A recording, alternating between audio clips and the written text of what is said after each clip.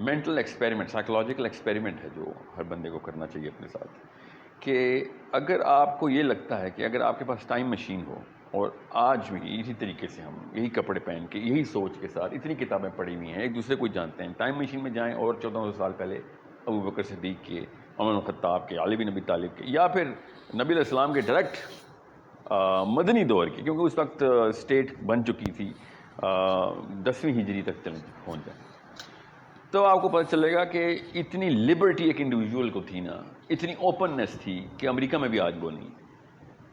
آپ کو کبھی بھی کوئی نہیں پوچھتا تھا کہ یہ کیوں کر رہے ہو، وہ کیوں کر رہے ہو، ٹوک لگاتا ہی نہیں تھا کوئی، کیونکہ سورہ حجرات سب کو ازبر تھی، خون میں سرائیت تھی سورہ حجرات کی. کوئی کسی کے بارے میں جاسوسیاں نہیں کرتا تھا، کوئی کسی کے بارے میں یہ نہیں پوچھتا تھا کہ وہ فلاں نے کیا لے لیا، فلاں نے کیا خرید لیا، فلاں کے پاس کیا ہے، کوئی کسی کو یہ کرتے نہیں دیکھتا تھا کہ گناہ کر رہا ہے، سب ایک دوسرے کا گناہ چھپاتے ہوتے تھے. سمجھ رہے، یہ وہ معاشرہ چل رہا تھا، اتنی اوپننس تھی. اس لیے پھر ایسا کوئی علم کا سیلاب آیا ان کی طرف سے کہ ہر بندہ ہر بندے سے سیکھتا تھا.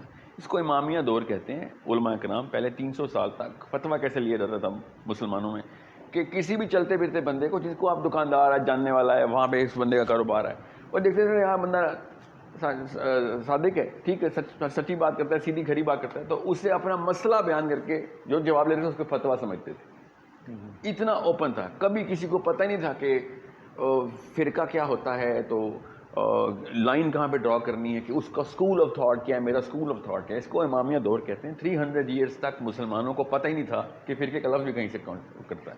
اور آج کل کی سب سے مشہور حدیث کیا اسکولوں کی دیواروں پہ لکھی ہوئی ہے بیوقوفوں نے، ناہنجاروں نے، کہ نبی علیہ السلام نے ارشاد فرمایا میری امت کے، بنی اسرائیل کے 71 فرقے ہیں، تو میری امت کے 72 فرقے ہوں گے. اور پھر جو بھی نبی علیہ السلام نے آگے شاف، سب کو حدیث یاد ہے. میں مطلب ایک سوشل ایکسپیریمنٹ ہی سمجھ لیں اس ویڈیو کو. آپ کو اگر حدیث کا پتہ ہے تو آپ صحابہ سے بھی بڑے عالم ہو گئے. صحابہ کو بھی یہ حدیث نہیں پتہ تھی. یہ حدیث بعد میں پراپر، یقیناً صحیح حدیث ہے، صحیح تو نہیں، خیر ترمذی میں کوٹڈ ہے، مگر اس کی صحت کے اوپر بحث ہے کہ کچھ علماء نے کہا کہ اس میں ایسا تردد نہ کریں، بس چین منقطع ہے، باقی متن ٹھیک ہے اس حدیث کا.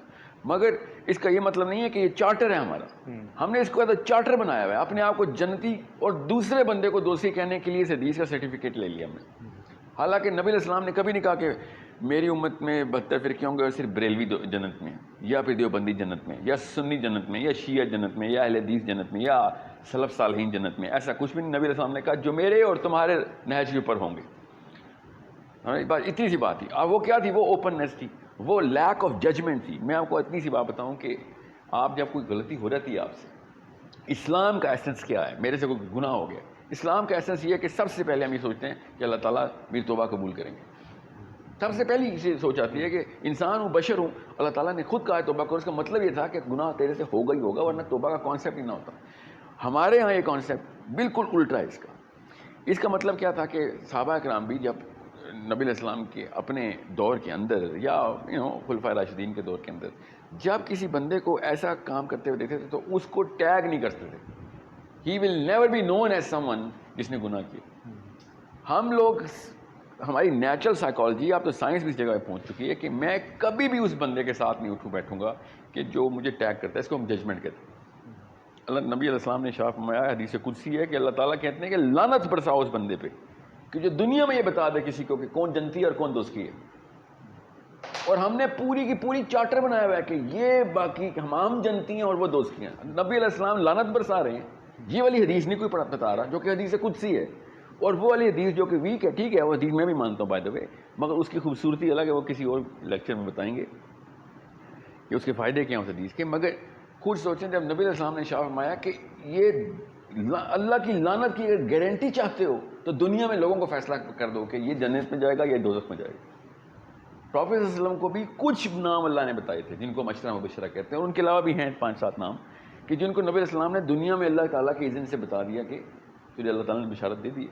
ٹھیک ہے، عثمان غنی ہیں، علی بن ابی طالب ہیں، سعید بن زید ہیں. I mean there are so many جو کہ ایکسیپشنل کیسز ہیں، ایکسیپشنل کیسز جو کہ نبی علیہ السلام نے بھی بتایا. ورنہ تو میں آپ کو اتنی سی بات بتاؤں کہ عمر بن خطاب جن کو پے در پے نبی علیہ السلام بتا رہے ہیں تیرا محل دیکھ کے آیا ہوں میں جنت میں، تیری حوروں سے پردہ کیا ہوا ہے. I mean this man is the peak of the peak, right؟ اور وہ حضرت حذیفہ بن جمان کے گھر پہ جا کے مطلب سیکریسی میں جاتے تھے کہ بتا دے، کیونکہ حذیفہ کو نبی اسلام نے منافقین کے نام بتائے ہوئے تھے. نہیں میرا نام تو نہیں آیا. کوئی میں تو نہیں ہوں، مجھے بتا دے. روتے تھے کہ مجھے بتا دے نبی. اور آگے سے حذیفہ بھی دیکھیں کیا اسٹینڈرڈ تھا. اب ان کو پتا تھا کہ نہیں ہمیں پتا ہے، اب وہ ہمیں بعد میں پتا کیا ان کو کیسے پتا تھا، بہرحال وہ میں کسی اور لیکچر میں کور کروں گا. مگر امانت داری تھی. جیسے میں نبی علیہ السلام کی امانت نہیں، مطلب سوچیں کہ کیا کیا اسٹینڈرڈ آپس میں ٹکرا رہے ہیں.